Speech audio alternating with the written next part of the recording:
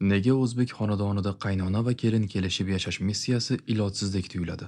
Bu shunchaki xarakterlar jangi emas. Bu bitta hududdagi ikki qirolichaning hokimiyat uchun kurashi.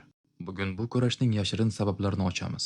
O'zbek onalari o'g'lini ko'z qorachig'idek o'stiradi va uni o'zining kelajagidagi himoyachisi, baxti deb biladi. Kelin kelgach esa ona ongsiz ravishda bu begona qiz mehrimni va o'g'limning e'tiborini o'g'irlayapti deb xavfsiray boshlaydi. Bu rashk. Lekin buni tan olish qiyin. Qaynona vaqtida o'z qaynonasidan ko'p qiyinchilik ko'rgan bo'ladi. Endi u qaynona bo'lganda ichki bir ovoz men ham shunday qiyinchilikka ko'nikkanman.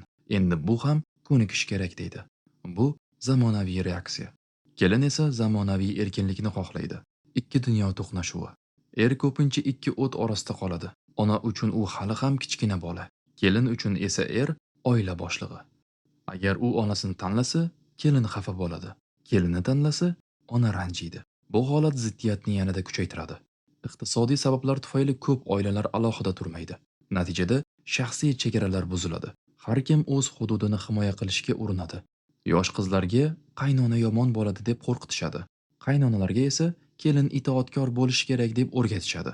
Bu esa ikki tomonni dushmanlikka tayyorlaydi. Xo'sh, sizningcha ayb ko'proq kimda? Zamonaviy kelinlardami yoki qattiq qo'l qaynonalarda? Sizningcha bu urushni to'xtatib bo'ladimi? Yoki bu o'zbek mentalitetining ajralmas qismimi?